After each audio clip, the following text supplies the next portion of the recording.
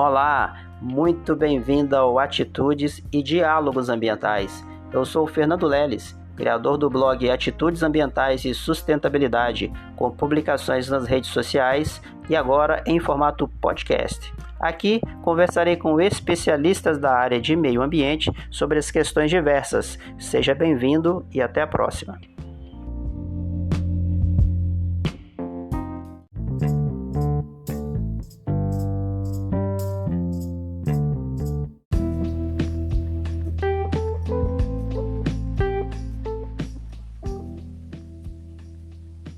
Olá, César. Muito bem-vindo ao Atitudes e Diálogos Ambientais. Como vai? Tudo bem? Olá, Fernando. Tudo bem? Olá, ouvintes. Primeiramente, agradecer o convite e felicitar pela iniciativa.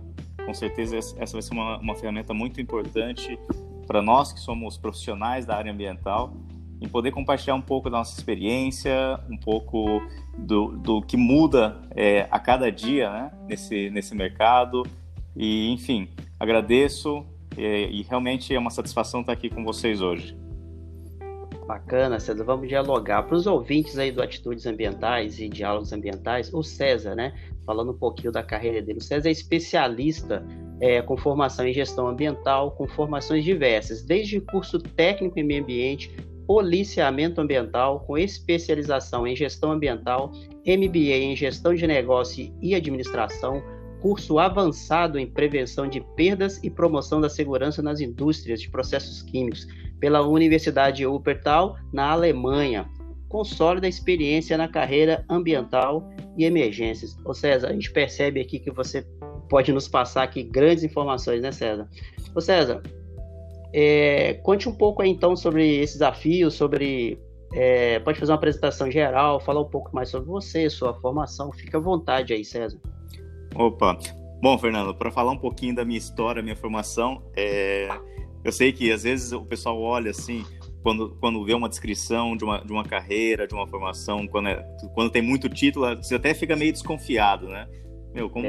Como que essa pessoa fez tudo isso? Mas a minha história com a área ambiental, ela começou cedo. Como você disse, eu tenho um curso técnico na área de meio ambiente, e é legal que eu me recordo que nessa época, não vou falar a minha idade, que também não é legal, né? Mas nessa época, antigamente, né? Vamos falar assim, antigamente. Todo mundo me falava, não, meio ambiente é a profissão do futuro. Se você está estudando um curso na área de meio ambiente, essa é a profissão do futuro. Agora pense isso, antigamente me falavam isso.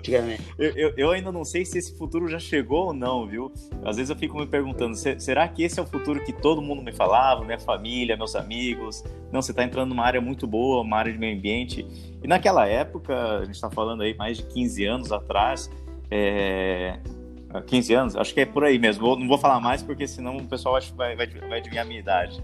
Mas naquela época era assim, então existiam diversos documentos, diversos procedimentos aí que poderiam ser embasadores para as questões ambientais, e realmente alguns seguem até hoje, né?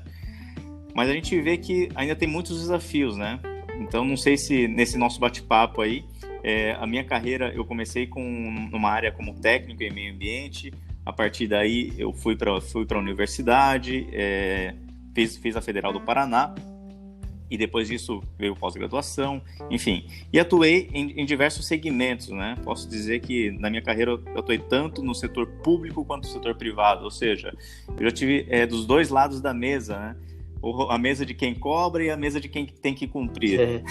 Hoje eu estou só no setor privado, e estou numa área muito específica, então eu me especializei nessa área, que é justamente a área de emergências ambientais, que é um tema que também está super em foco no Brasil nos últimos anos, infelizmente, né?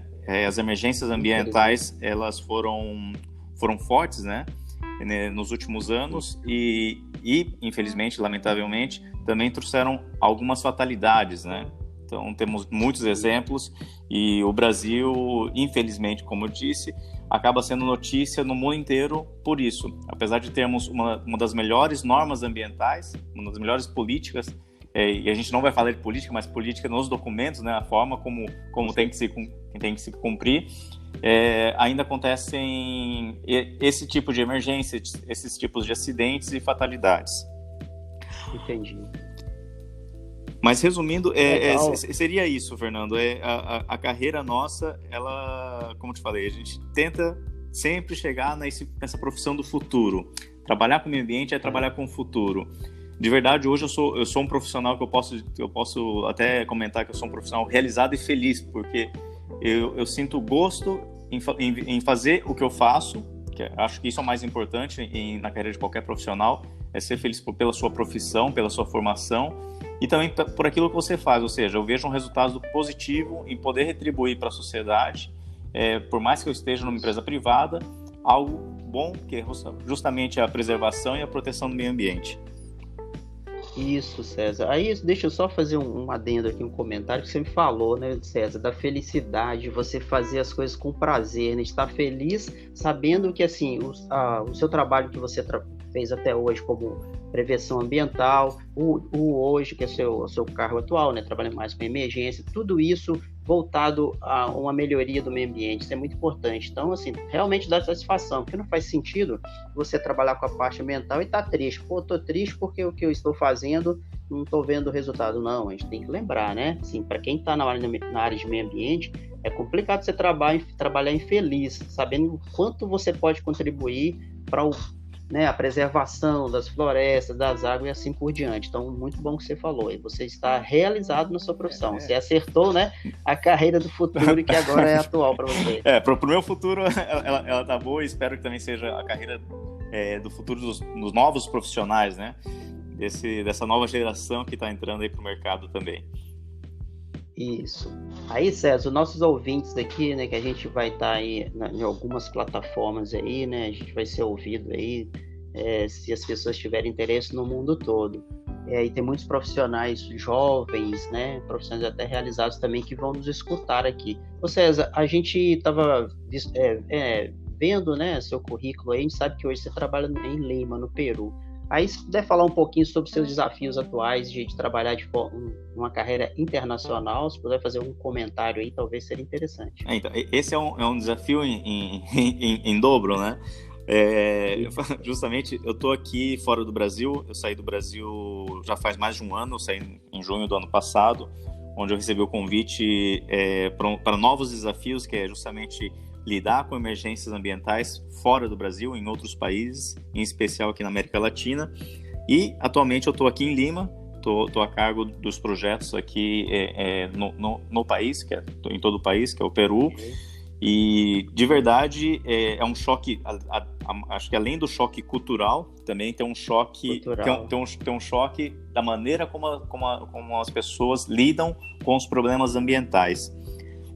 O Peru é um país com uma alta biodiversidade, as características do país são distintas do Brasil, muito mais pelo tamanho, mas também as características, porque aqui eu tenho desde um ambiente desértico, eu tenho a floresta amazônica, que é ao lado da floresta peruana, eu tenho altitude, eu tenho montanhas, eu tenho os vales nevados. Então, como seria fazer uma gestão ambiental em ambientes tão adversos, né?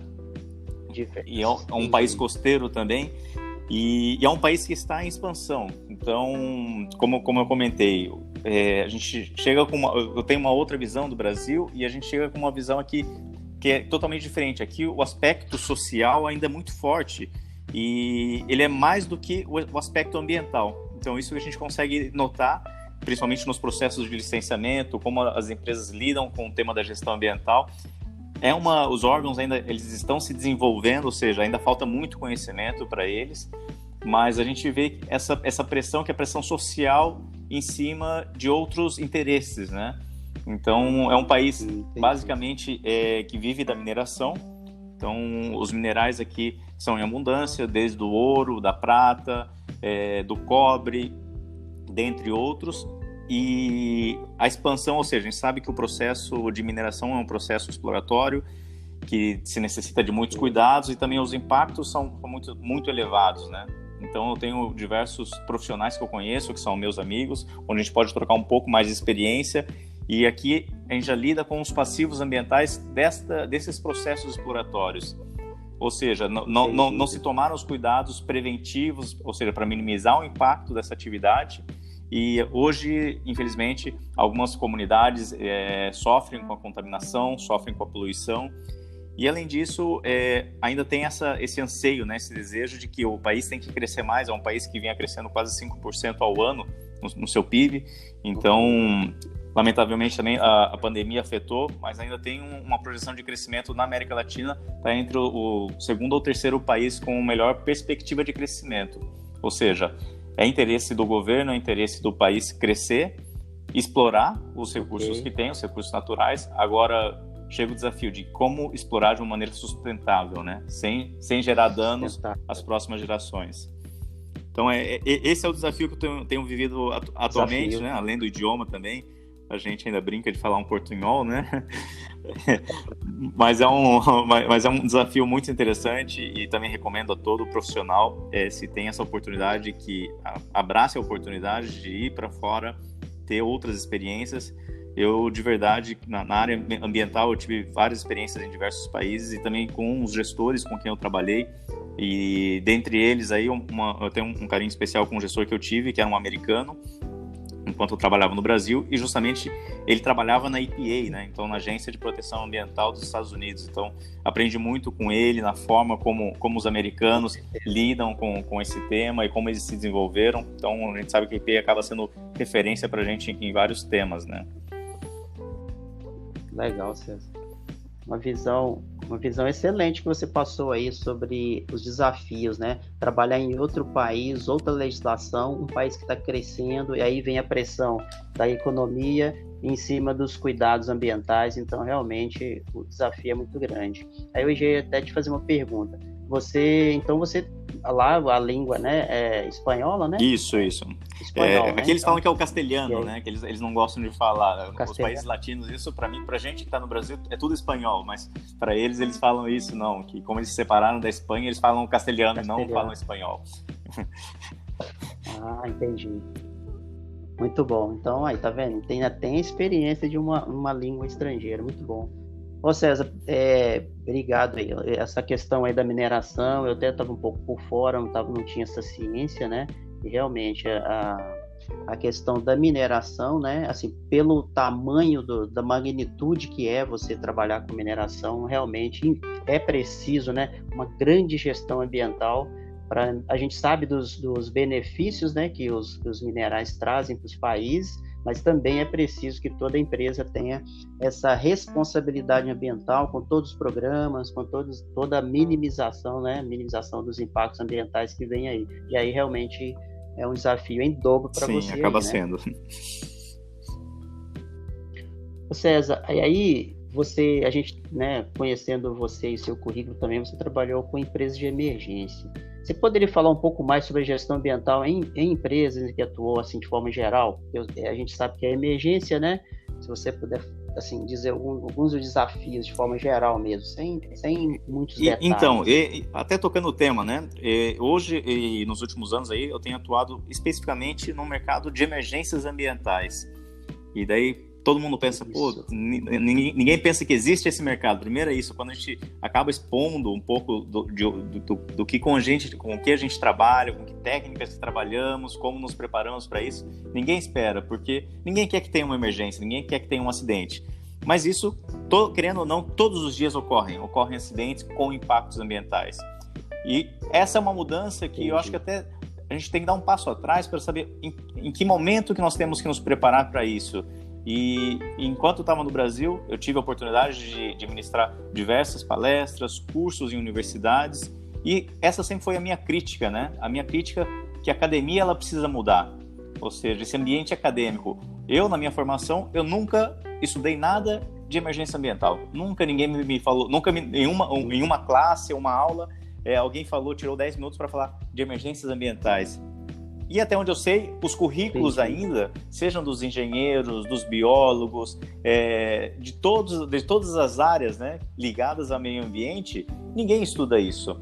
Ninguém precisa saber isso. Ou seja, a gente vive na academia, né, que ainda é um mundo de teoria para a gente, mas a gente vive uma teoria perfeita. Ou seja, todos os cálculos que nós fazemos para tratamentos, eles são efetivos 100%, todas as políticas que nós estudamos, elas são efetivas, mas a gente sabe que quando a gente vem para o mundo real, não é assim. A gente tem muitos desafios, tem muitos interesses, muitos conflitos de interesses, inclusive, e isso acaba sendo um problema. Então, essa é a minha crítica de que, será que o pessoal que está escutando a gente, o pessoal que ainda é estudante de uma área de meio ambiente, seja uma engenharia ambiental, uma engenharia química, que seja uma área relacionada ao meio ambiente, será que eles estão preocupados com isso? Será que eles estão estudando isso na universidade, na formação deles, seja uma formação técnica ou universitária? Infelizmente, é uma realidade que eu desconheço.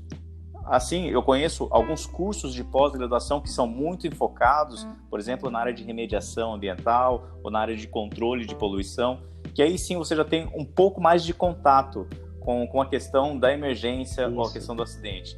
Mas eu vejo que isso é um pouco da cultura do brasileiro, né? Hoje em dia, os colégios, lógico, as crianças de hoje em dia, elas têm aula sobre reciclagem, sobre a questão de proteção do meio ambiente, de preservação, mas a gente tem que seguir caminhando nesse sentido, né? De seguir formando essas pessoas para identificar os riscos, né? Falando de emergências ambientais, o Brasil ocupa um modal de transporte rodoviário muito para transporte de produtos químicos que acabam se acidentando e ocasionando emergências ambientais, emergências químicas, e acaba expondo essas pessoas. Mas ninguém tem essa preocupação ou essa preparação de identificar um risco, né? Hoje a gente está falando da questão da pandemia do coronavírus. Esse é um outro ponto.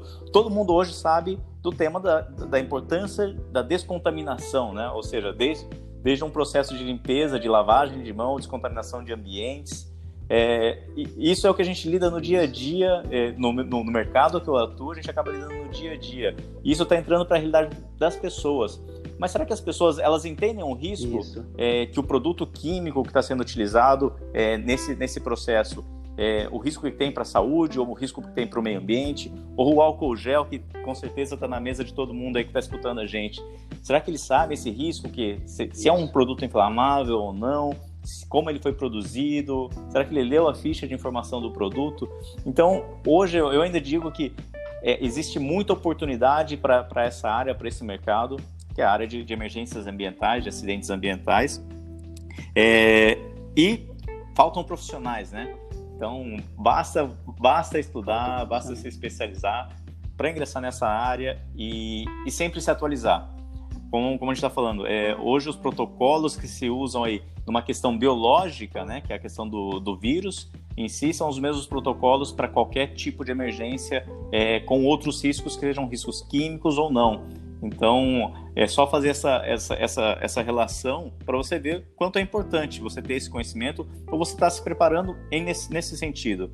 Então, fica aí um ponto de atenção aí aos professores que nos escutam, de trazer um pouco dessa realidade, né? A gente teve diversos acidentes ambientais, lamentavelmente até para mineração. O ano passado foi um ano trágico, né? Dentro da história foi um dos piores anos pela quantidade de fatalidades que teve, a fatalidade do acidente de trabalho, que eles falam, né? Então, a Associação Internacional de Mineradores de Mineração, eles falam isso, foi um dos piores anos pela quantidade de acidentes de trabalho, lamentavelmente, justamente pelo acidente que teve no Brasil. E ademais de todas as perdas de vidas que teve aí, o impacto ambiental foi tremendo também em toda a região, né? Impacto ambiental, impacto social. Então, sempre quando a gente fala de emergência ou de acidente ambiental, isso acaba sendo relacionado à questão do social, à questão da vida, da segurança das pessoas. Então, por isso que eu deixo aí um livro aberto para que todos possam se inteirar mais dessa área e que venham também para ajudar, né? E realmente a gente precisa de profissionais e, como eu disse, é um mercado que está em expansão em todo o mundo, não somente no Brasil, como em todos os países. Entendido. Ô César, essa sua consideração aí, fora do nosso roteiro, mas eu sabia que em algum momento ia vir à tona. Excelente, César, porque assim, eu percebo isso, eu sou biólogo também, e na minha grade curricular eu não tive uma matéria, né, falando sobre emergência. O que acontece hoje em dia, você sabe disso, as pessoas fazem o curso e no momento de estágio, e como o estágio também ele é interdisciplinar, então você vê diversas matérias, algum momento o profissional ele vai vir falar sobre o PLAPAI, né, o plano de atendimento à emergência, mas o ideal é que ele já viesse com uma bagagem lá da universidade. O ideal é que, como você falou, você deixou a deixa, uma importância aí para as pessoas que estiverem ouvindo, os profissionais, universitários e assim por diante, os professores, né, principalmente, e comece a mitigar isso nas universidades e nas faculdades. Por que não uma matéria tratando das emergências, né? Que eu sei que tem sobre os impactos ambientais, mas sobre a prevenção, né? A prevenção e também para um atendimento à emergência. Então, o que você falou aí foi muito relevante mesmo para essa questão aí das universidades, do mercado de trabalho e da importância que é esse conhecimento. Muito bom, César. Quer complementar mais alguma coisa? É isso mesmo, Fernando. Eu acho que é um momento de reflexão, né? Inclusive pelo histórico que a gente teve aí no Brasil nos últimos anos. Acho que é o momento de a gente voltar um pouquinho atrás na academia, começar a discutir isso. Não somente esperar que ocorra e depois que ocorre uma grande emergência, um grande acidente ou uma grande contaminação, um grande desastre, para a gente começar a fazer estudos ou aplicar tudo que a gente conhece para fazer uma remediação. Eu acho que a gente tem um ganho muito positivo quando a gente trabalha muito mais na prevenção e também na resposta, na pronta resposta, né? Acho que esse é o ponto, né? Eu acho que a gente consegue desenvolver muitas tecnologias, muitas ferramentas voltadas para a proteção ambiental, nesse sentido. Ótimo, César, ótimo. A gente está finalizando aqui a nossa conversa, vai ficar um gostinho de quero mais, de buscar mais informação de um profissional como você, mas também a gente não pode prolongar muito, César. Então eu fico aqui meu agradecimento agora, César, como mensagem final. Eu queria que você deixasse mais algum recadinho aos profissionais, né? Deixar o seu e-mail, se for possível, se você quiser, mas eu só lembrando que eu vou colocar algumas informações a mais no título do podcast, mas uma mensagem final mesmo aí aos profissionais que estiverem escutando, aos jovens, como você falou, né? Aos professores, às faculdades. Bom, a mensagem a gente podia deixar focalizada por mercado, né?